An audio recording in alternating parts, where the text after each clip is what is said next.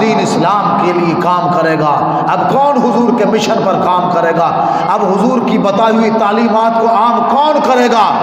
ابو بکر حاضر ہے، اور کون کون حاضر ہے؟ صحابہ نے ہاتھ اٹھائے، ہم بھی حاضر ہیں۔ پھر یہ بات آئی کہ اب کیا کیا جائے؟ انہوں نے کہا حضور کی حیات ظہری میں ہمیشہ ابو بکر صدیق آگے رہے ہیں، حضور صلی اللہ علیہ وسلم کے حیات ظہری میں ابو بکر ہمارے امام رہے ہیں، مصلی پر ان کی امامت تھی۔ ویسے مصلی کی امامت کو امامت صغریٰ کہتے ہیں۔ جب امامت صغریٰ ابو بکر کی ہے تو امامت کبریٰ بھی ابو بکر کی ہے۔ آئی سمجھ کے نہیں آئی؟ امامت صغریٰ اور امامت کبریٰ بتاؤں آپ کو؟ امامت صغریٰ یہ ہے جو میں کر رہا ہوں، میں اس مسجد قوت الاسلام میں امام ہوں، میں آپ کی مسجد میں آپ لوگوں کا امام ہوں، امامت کرتا ہوں۔ آپ کہتے ہو پیچھے اس امام کے اللہ اکبر، نماز اللہ کی ہے، عبادت اللہ کی ہے، اقتداء امام کی ہے۔ کیا ہے جی؟ بولو، پریشان ہو گئے ہو؟ مولوی سمجھ نہیں آتے کیا؟ اور مولوی جیسا بھی ہو، رنگ کالا ہو، جیسا بھی ہو، ہاں جی، مصلی پر کھڑا ہوا تو تمہیں کہنا پڑتا ہے پیچھے ایسی امام کے، پیچھے ایسی امام کے اللہ سب سے بڑا ہے۔ یہ کہتے ہو نا پیچھے ایسی امام کے اللہ اکبر، نا اللہ اکبر کا کیا معنی ہے؟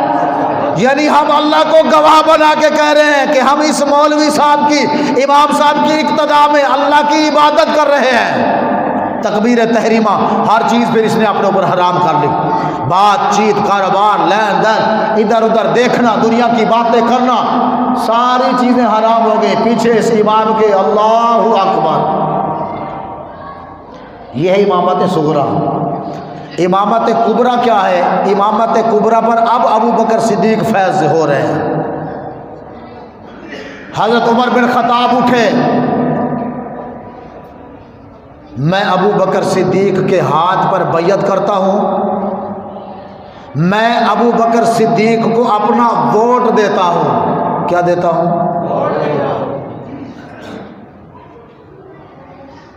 یہ میرے امام ہیں، یہ میرے خلیفہ ہیں، یہ میرے نبی کے نائب ہیں، میں ان کو اپنا سردار مانتا ہوں، آج کی زبان میں کہیں تو میں ان کو اپنا بادشاہ مانتا ہوں۔ یہی ہیں ان کے فیصلے، میرے فیصلے ہیں، ان کی اقتداء میرے اوپر لازم ہو گئی ہے۔ یہ میرے خلیفہ ہیں، یہ ہمارے امیر ہیں، ہم ان کی رعایا ہیں، یہ ہمارے سردار ہیں، ہم ان کے خادم ہیں۔ اب میں ان کی بیعت کرتا ہوں۔ عمر کا ووٹ ابو بکر کے لیے ہے۔ چونکہ اس جملے کو آپ زیادہ سمجھتے ہو، اس لیے میں نے لفظ یہاں بھی ووٹ استعمال کیا ہے۔ باہر نکل کے پھر یہ کہنا مولوی صاحب نے تو آج پھر سیاست کی، کیونکہ ابو بکر صدیق کی خلافت کی بات ہے، سیاست تو ہوگی نا، نہیں ہوگی؟ اور جلے ہو یہ تے گلاں دسیاں نہیں نا کسے نے، تسی ساڈی امامت صغریٰ منی ہے، امامت کبریٰ تسی منن دے واسطے تیار ہی نہیں۔ کہ اسی امامت کبریٰ بھی کرنی ہے انشاءاللہ، یہ تو اسی دس رہے ہیں۔ ہاں یہ بات یاد رکھنا، امامت صغریٰ اگر آپ مانتے ہیں تو انشاءاللہ امامت کبریٰ بھی آپ مانیں گے انشاءاللہ۔ اللہ سے نا امید تو نہیں ہے نا؟ نہیں ہے نا امید اقبال، ہاں جی۔ اس نے کہا پھر کی ہوا ہے جو ساڑھے حالات نہیں صحیح رہے، نہیں ہے نا امید اقبال اپنی کشتے ویران سے، ذرا نم ہو، تھوڑی جی غیرت جاگے صحیح نا، ذرا نم ہو تو یہ مٹی بڑی زرخیز ہے ساقی۔ کیوں؟ سلطان صلاح الدین ایوبی کے وارث یہی تو ہیں، سلطان ٹیپو کے وارث یہی تو ہے نا، محمد بن قاسم کے وارث یہی تو ہیں۔ ذرا نم ہو، مٹی الگ سوکھ گئی ہے، نہیں سمجھ آئی؟ ذرا نم ہو، تھوڑی نرم نرم ہو دیو تے نرمی آنی عشق مصطفیٰ دے نال۔ کلندر لاہوری کو پوچھا، کلندر لاہوری تو دس، کہنے لگا اقبال ان کے عشق نے سب بل دیے نکال۔ کہتے میں بھی ٹیڑھا ہو گیا تھا، لیکن میرے جنہیں بال ہاں جی جنہیں بال کٹ دیتے نا میرے وہ کون سی؟ اقبال ان کے عشق نے، کن کے عشق نے؟ نہیں سمجھ آئی؟ اقبال ان کے عشق نے سب بل دیے نکال، مدت سے آرزو تھی کہ صدا کرے کوئی۔ علامہ اقبال کہہ رہے تھے بڑے بل تھے میرے اندر بڑے، ہاں جی، لیکن اقبال جیسے شخص کے اندر سے جس نے بل نکالے ہیں نا وہ حضور کا عشق تھا۔ ذرا نم ہو تو یہ مٹی بڑی زرخیز ہے ساقی، پریشان نہیں ہونا، کیا میرا تذکرہ جو ساقی نے بادہ خاروں کے انجمن میں۔ اقبال کہنے لگا بیٹھے سن سارے نشائی، کون؟ بادہ خار، کیا میرا تذکرہ جو ساقی نے بادہ خاروں کی انجمن میں، تو پیر میں خانہ سن کے کہنے لگا کہ منہ پھٹے خوار ہوگا۔ لیکن حال انہوں سمجھ نہیں آ رہی، یہ میرا تذکرہ کر کے نا اقبال دیاں گلاں سنو، اے منہ پھٹے کھری گل تے سچی گل، ہاں جی ایسا نہیں کردا، سامنے کردا ہے تے منہ تے ٹھوک بجا کے کردا ہے۔ تے میں گل کر رہا امامت کبریٰ دی، بولو سبحان اللہ۔ حضرت عمر اٹھے، حضرت ابوبکر صدیق کو ووٹ دیا، بولو سبحان اللہ۔ امیر الامت ابو عبیدہ ابن جراح امت دا امین اٹھیا، کہنے لگا ہے عمر یارا جے تیرا فیصلہ ہے یہ نا کہ اینو ووٹ دئیے، اینو اپنا امیر منیے، تو پھر میرا فیصلہ یہی ہے، میں بھی اپنا ووٹ ابو بکر صدیق دے حصے پا رہا۔ پھر سارے صحابہ ترتیب وار آتے گئے ابو بکر صدیق کی بیعت کرتے گئے۔ آج کی زبان میں یہی تھا کہ وہ کہتے گئے ابو بکر ہمارا ووٹ آپ کے لیے ہے، آپ کے لیے ہے، آپ کے لیے، یہاں تک کہ مولا علی نے بھی ابو بکر صدیق کی خلافت کو بادشاہت، تو اس جملہ اس دور میں ان کی خلافت کے جو ہے نا وہ یوں سمجھ منافی ہے، کیونکہ ابو بکر صدیق خلیفۃ المسلمین تھے۔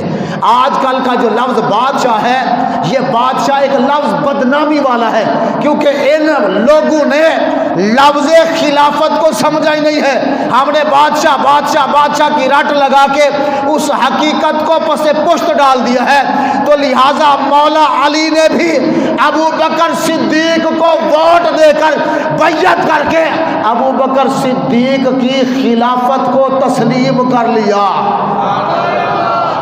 ایک موقع پر کہنے لگے کہ جس شخص نے نا یہ کہا کہ ابو بکر سے اور عمر سے علی افضل ہے تو میں اس شخص کو سزا دوں گا، سزا بھی وہ دوں گا بہتان لگانے والے شخص کو جو سزا دی جاتی ہے،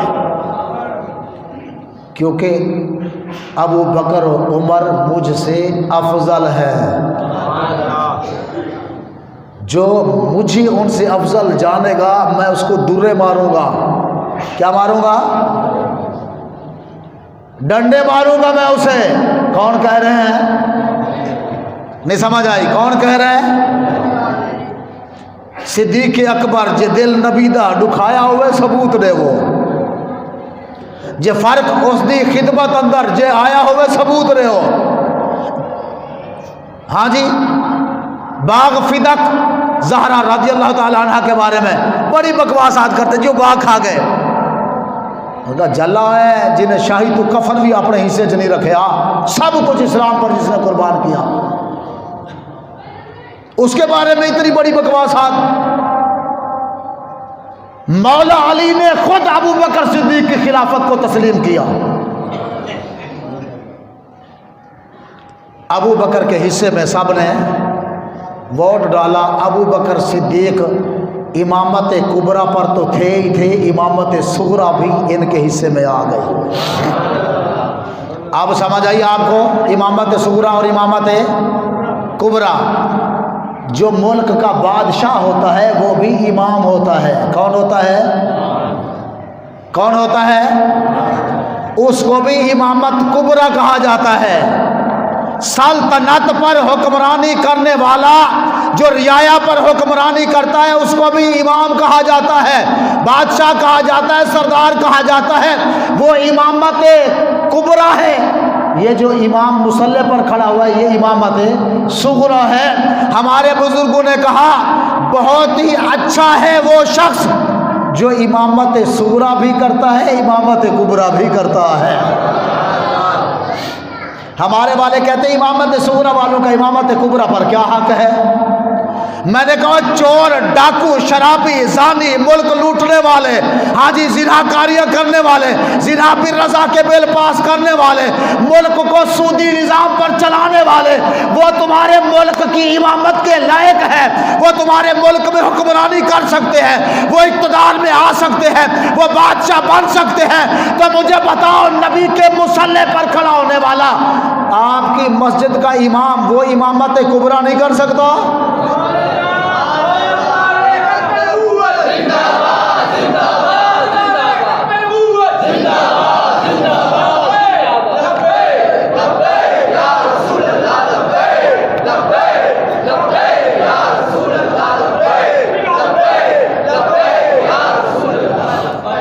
اللہ تبارک و تعالیٰ کی بارگاہ میں دعا ہے اللہ تبارک و تعالیٰ حقائق کو سمجھنے کی توفیق عطا فرمائے۔ 22 تاریخ سیدنا ابو بکر صدیق کا آج وصال ہے۔ آج آپ جتنا ہو سکے ابو بکر صدیق کے ایصال ثواب کا اہتمام کریں، اپنے گھروں میں اہتمام کریں، جو آپ کھانا پکائیں اپنے گھر میں اس کا ثواب، اور جو کچھ آپ کو قرآن میں سے کچھ صورتیں یاد ہیں دیکھ کر پڑھ سکتے ہیں، درود پڑھ سکتے ہیں، وہ پڑھ کر حضرت سیدنا ابو بکر صدیق رضی اللہ تعالی عنہ کو ایصال ثواب کریں۔ ابو بکر صدیق اس امت کے محسن ہیں۔ کیا ہیں؟ جو قومیں اپنے محسنوں کے احسانات کو فراموش کر دیتی ہیں وہ قومیں ذلیل ہو جاتی ہیں۔ کیا ہو جاتی ہیں؟ جو قومیں اپنے دین اسلام کو چھوڑ کر اغیار کے طریقے کو اختیار کرتی ہیں وہ قومیں برباد ہو جاتی ہیں۔ یہ آج ہمارا ملک اسلام کی طرز پر نہیں چل رہا۔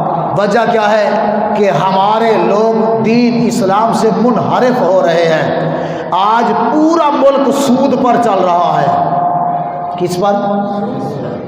ابو بکر صدیق رضی اللہ تعالی عنہ نے خطبہ دیا، دوران خطبہ آپ نے کہا لوگوں سنا، میرے خاندان میں کوئی بادشاہ نہیں گزرا، لیکن میں اس طور طریقے کو اختیار کروں گا جو طور طریقہ مجھے میرے نبی نے دیا ہے۔ دین کے کاموں میں تم لوگوں نے میری مدد کرنی ہے۔ کون کہہ رہے ہیں؟ نہیں سمجھ آئی؟ کس کو کہہ رہے ہیں؟ اور خدا کے بندو ہم بھی آپ کو یہی کہتے ہیں دین کے معاملے میں آپ ہماری مدد کیا کریں۔ ابو بکر صدیق نے کہا اگر تم مجھے دین اسلام سے پھرتے ہوا پاؤ، دین اسلام سے ہٹ کر دیکھو، میری اتباع نہ کرنا۔ میں جب تک دین اسلام پر چلتا رہوں تو میری اتباع کرتے رہنا، جب میں دین اسلام پر نہ چلوں تو میری اتباع نہیں کرنا۔ ہاں جی، جب تک میں دین اسلام پر چل رہا ہوں تو میری اتباع کرنا۔ اور پھر سنو، تم میں سے کوئی طاقتور، میری نظر میں کوئی طاقتور نہیں ہے۔ کون کہہ رہے ہیں؟ اور تم میں سے کوئی کمزور، میری نظر میں کمزور۔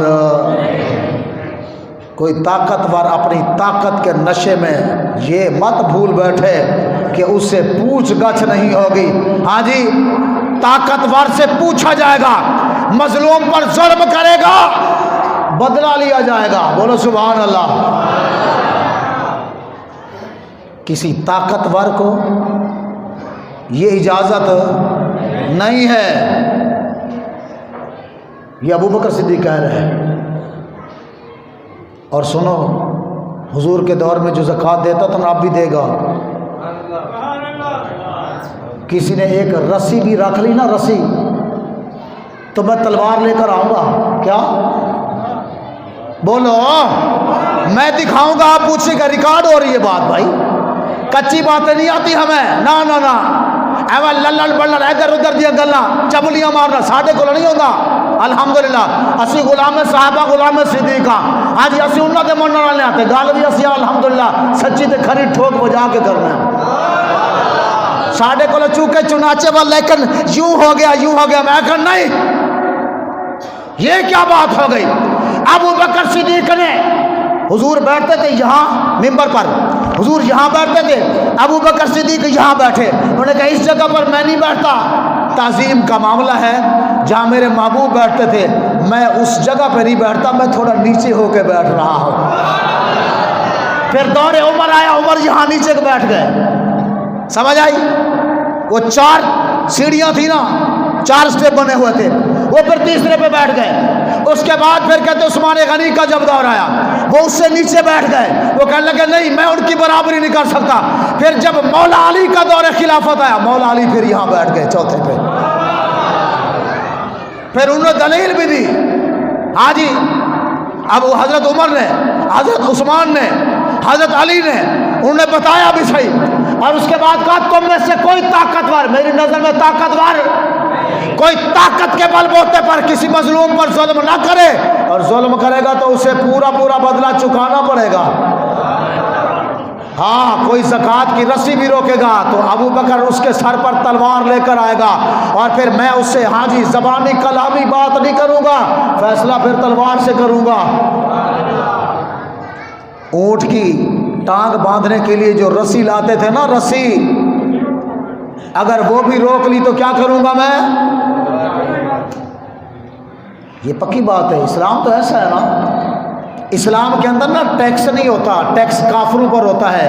آج آپ کا پورا ملک ٹیکس دے رہا ہے، ہر چیز پہ ٹیکس دے رہا ہے، ذرا پوچھ کے تو آؤ یار یہ ٹیکس کا معاملہ مسلمانوں پر کس نے لاگو کیا ہے، کہاں سے لاگو کیا ہے، کہاں سے یہ قانون لے کر آئے ہو؟ ہر چیز پر ٹیکس دے رہے ہو کہ نہیں دے رہے؟ پانی پر ٹیکس، بجلی پر ٹیکس، گیس پر ٹیکس، کرائے پر ٹیکس، پیٹرول پر ٹیکس، روٹی پر ٹیکس، آٹے پر ٹیکس، باتھ روم جانے پر ٹیکس، ہر چیز پہ ٹیکس ہے کہ نہیں؟ لوٹا خریدو اس پر ٹیکس، برتن خریدو اس پر ٹیکس، ہاں جی چٹائی پر بیٹھو اس پر ٹیکس، بیلنس ڈلواؤ اس پر ٹیکس، ہر چیز پہ ٹیکس ہے کہ نہیں ہے؟ ابو بکر صدیق رضی اللہ تعالیٰ عنہ سے پوچھو، ہاں جی آپ کیا کہتے ہیں؟ انہوں نے کہا اسلام ٹیکس نہیں لیتا، اسلام مسلمانوں سے زکوٰۃ لیتا ہے۔ کیا لیتا ہے؟ زکوٰۃ لیتا ہے۔ زکوٰۃ سے منحرف ہوئے بیٹھے ہیں، ہر چیز پہ ٹیکس دیے بیٹھے ہیں، ہر چیز پہ ٹیکس دیے بیٹھے ہیں، ملک خوشحال نہیں ہو رہا۔ میں نے کہا نہیں ہوگا، اور جس قوم کو ہم سمجھا رہے ہیں ہماری داڑھیوں میں سفیدی آ گئی ہے، ہاں جی ہم سمجھا رہے ہیں بابا جی یہ درد لے کر دنیا سے چلے گئے، اور حضور کے دین کے لیے دین کے ساتھ کھڑے ہو جاؤ۔ بابا نیازی جس نے کہا جب تک پاکستان کے اندر حاجی خلفائے راشدین والا نظام نہیں آتا میں شادی نہیں کروں گا، وہ بابا ساری زندگی عبدالستار نیازی رحمۃ اللہ علیہ ساری زندگی انہوں نے کنوارے ہو کر گزار دی، داڑھی سفید ہو گئی، ایسے پوری زندگی گزار کے دنیا سے چلے گئے۔ شاہ احمد نورانی صدیقی نے ساری زندگی نظام مصطفیٰ کے لیے کام کیا۔ یہ قوم نہیں سمجھی، یہ قوم نہیں سدھری، یہ ٹیکس دے رہی ہے، سود بھر رہی ہے، سود پہ مال لے آ رہے ہیں، ملک چلا رہے ہیں، نظام چل رہا ہے۔ خلفائے راشدین کے نام جمعے پر تذکرے سن کر آنکھیں بند کر کے کان بند کر کے جناب دنیا سے چلے جاتے ہیں، نہ دین کو سمجھ رہے ہیں، نہ دین پاکستان پر لاگو کرنا چاہتے ہیں، نہ اسلام کو فالو کرنا چاہتے ہیں۔ تو اس امت کے حصے میں ذلالت اور رسوائی کے سوا اور کیا آ سکتا ہے؟ بتائیں آپ، آ سکتا ہے کچھ؟ اچھا میں آپ سے کہتا ہوں یہ جو ملک سود پر چل رہا ہے، اس ملک کو سود پر چلانے والے صرف حکمران مجرم ہیں یا ہم بھی مجرم ہیں؟ بولو۔ آج ابو بکر صدیق کا تذکرہ سن رہے ہو، یار ابو بکر صدیق کی طرز حکومت جیسی تھی، آپ نہیں چاہتے کہ ملک پاکستان کے اندر بھی ان کی طرز حکومت یہاں قائم کی جائے؟